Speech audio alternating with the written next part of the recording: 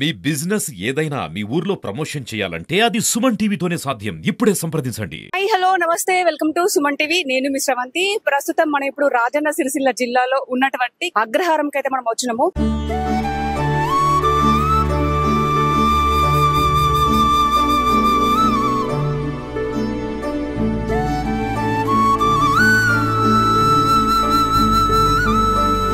So ఈ రోజు హనుమాన్ జయంతి సందర్భంగా మనం అయితే ఇక్కడికైతే రావడం అయితే జరిగింది.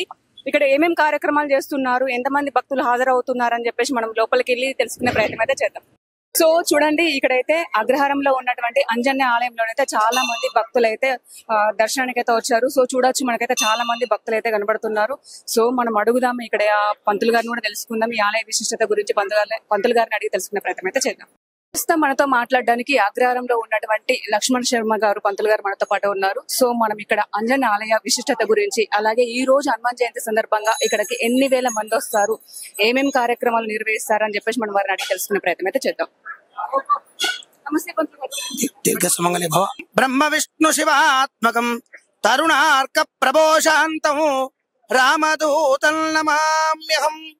శ్రీరామ రామ రామేతి రమే రామే మనోరమే సహస్రనామ నామ తత్తుల్యం రామనామ వరాననే. దక్షిణ కాశీగా పేరు ప్రఖ్యాతించిన వేములవాడకు 8 కిలోమీటర్ల దూరంలో కొంగు బంగారమై సంకట విమోచన భక్తాంజనేయ స్వామి పేరుతో విడుదలుతున్నటువంటి ఆంజనేయ స్వామి క్షేత్రం.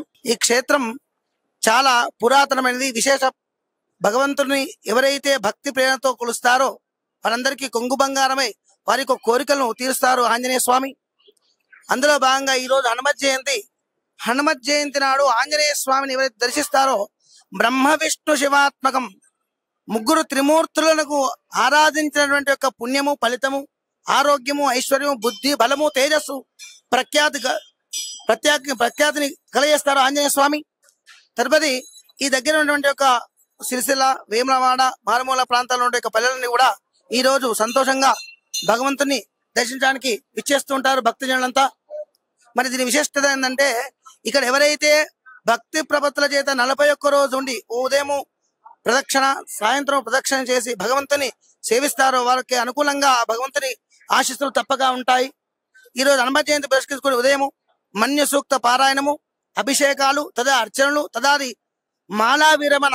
ఆంజనేయ స్వామి భక్తులు వైశాఖ మాస కృష్ణాజాం దశమ్యా మందవాసరే పూర్వాభాద్ర ప్రసూతాజ మంగళం శ్రీవీర హనుమతే. వైశాఖ మాసమును బహుళ దశమి నాడు హనుమత్ జయంతిగా మనం కొలుస్తాం. కాబట్టి ఈ రోజు హనుమత్ జయంతి, ఇదే హనుమత్ జయంతి ముఖ్యము.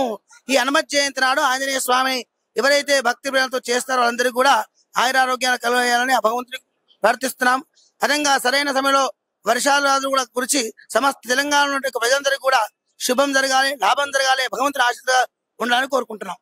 సో ఈ రోజు హనుమాన్ జయంతి సందర్భంగా ఇక్కడికి ఎన్ని వేల మంది హాజరవ్వచ్చు పంతులు గారు? ఈ రోజు ఆంజనేయ స్వామి జయంతి సందర్భంగా కొంతమంది ఆ కొండగట్లో మాల వేసుకొని ధరించి ఈ రోజు వారి యొక్క ముఖ్య ఉద్దేశం ఏంటంటే అగ్రహారంలో మాల వేస్తారు. అందులో భాగంగా కనీసం 4,000 మంది, 2-3 వేల మంది తప్పకుండా హాజరై భగవంతుని సేవించి కొనియాడతారు. పొద్దు నుంచి నైట్ వరకు ఏమేమి కార్యక్రమాలు నిర్వహిస్తారు, అంటే పూజా కార్యక్రమాలు? అమ్మ, మాకు ఈ హనుమత్ జయంతి నాడు భగవంతుని యొక్క దర్శనాలు, అర్చనలు, అభిషేకాలు, హారతులే ఉంటాయి. తదుపరి నిత్యంగా ఉన్నటువంటి వాహన పూజలు అవి ఏ విధంగా అయినా చేస్తూనే ఉంటారు. ఏ సందర్భాల్లో ఏమేం కార్యక్రమాలు, అంటే ఈ రోజు కాకుండా మిగతా నార్మల్ రోజుల్లో ఏ సందర్భంలో ఏమేం కార్యక్రమాలు నిర్వహిస్తుంటారు? వినాయక చవితి, భాద్రపద శుద్ధ చవితి, వినాయక చవితి, తర్వాత దేవీ నవరాత్రాలు, అమ్మవారు, దసరా, శ్రీరామ నవమి, చైత్ర పౌర్ణమి, హనుమత్ విజయోత్సవం జయంతిగా కొలుస్తారు. మరియు ఈ మహాశివరాత్రి, ఇటువంటి పర్వ, కార్తీక మాసం, శ్రావణ మాసం, తర్వాత 8 నెలలు కనీసం ఈ యొక్క దేవాలయం మాలలు వేసుకున్నప్పుడు ఒక 3-4 నెలలు ఎప్పుడు పబ్లిక్ ఉంటూనే ఉంటుంటది. తదుపరి శనివారం, మంగళవారం అంత తెలిసే విషయం. ఆంజనేయ స్వామి భక్తులంతా ఇచ్చే దర్శనం చేసుకుంటారు. ఇప్పుడు చాలా మంది ఇప్పుడు మాల వేసుకుంటారు కాబట్టి కొంతమంది మాత్రం అంటే ఆ కొండగట్లో ఉన్న ఆంజనేయ స్వామికి అక్కడికి వెళ్ళి దర్శనం చేసుకుంటారు, మాల విరమణ చేస్తారు. సో ఇక్కడ కూడా చేస్తారా? అయితే అదే విధంగా మీరు ఎప్పుడైనా విషయం తెలుసుకోవాలనుకుంటే, ఎప్పుడైతే వాళ్ళ ఒక ఉద్దేశం ముఖ్య చిన్న జయంతికి ఏమో ఇక్కడిని మాలా విరమణ చేసి మాలా ధరించి ఇక్కడ మాలా ధరించిన భక్తులంతా కూడా ఆ కొండగట్లో ఆంజనేయ స్వామి వద్ద మాలావిరమణ చేస్తారు. ఈ జయంతికి అక్కడ ఉన్నటువంటి వాళ్ళంతా కూడా ఇక్కడికి వచ్చి మాలావిరమణ చేస్తారు. 70 సంవత్సరాలు కిందట గౌరిశెట్టి రాజేశం, సిద్ధులు రాజేశం వంటి భక్తులు ఇది ఒక దేవాలయము. వాళ్ళు వ్యాపార నిమిత్తమై గౌరిశెట్టి రాజేశం అనేటువంటి సేటు వ్యాపారి కరీంనగర్ నుండి కామెడీకి వాళ్ళ యొక్క వ్యాపారంలో వెళ్ళంగా ఇక్కడ ఆ లారీ ఖరాబ్ అని జరిగింది. అంతలో ఎంతమంది వచ్చి చేద్దామన్నా ఆ లారీ మళ్ళీ పునః ప్రారంభమై రోడ్ ఎక్కలేదు. వారికి అందులో కళలో కనబడ్డాడు భగవంతుడు. మేము ఒక పొదల్లో ఉన్నాం, దాన్ని తీసుకుపోయి ప్రతిష్ఠ చేసినట్టయితే మీకు మీ యొక్క వ్యవహారం మీకు పునః మళ్ళీ లారీలు ప్రారంభమవుతాయి అని చెప్పడం జరిగింది. అందుకు ఆయన కూడా ఇక్కడ ఉండి ఆ విగ్రహం స్థాపన చేయడం జరిగింది. దాదాపు ఎన్ని సంవత్సరాలు అయి ఉండొచ్చు? 70 సంవత్సరాలు వచ్చు, 70-80 సంవత్సరాలు వచ్చు.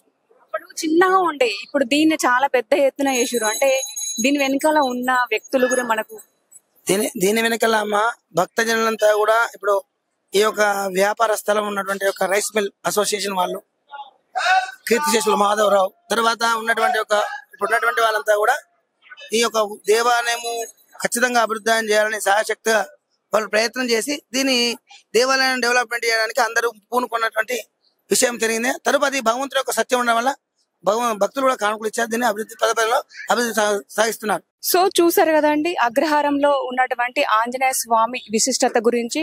సో ఈ రోజు హనుమాన్ జయంతి సందర్భంగా అయితే చాలా మంది అధిక సంఖ్యలో అయితే భక్తులు అయితే పాల్గొన్నారు. సో ఇక్కడైతే చాలా రకాల కార్యక్రమాలు అయితే చేస్తారట. పంతులు గారు కూడా మనకు వివరించడం అయితే జరిగింది. సో కెమెరామెన్ రవితో నేను మీ శ్రవంతి, సుమన్ టీవీ.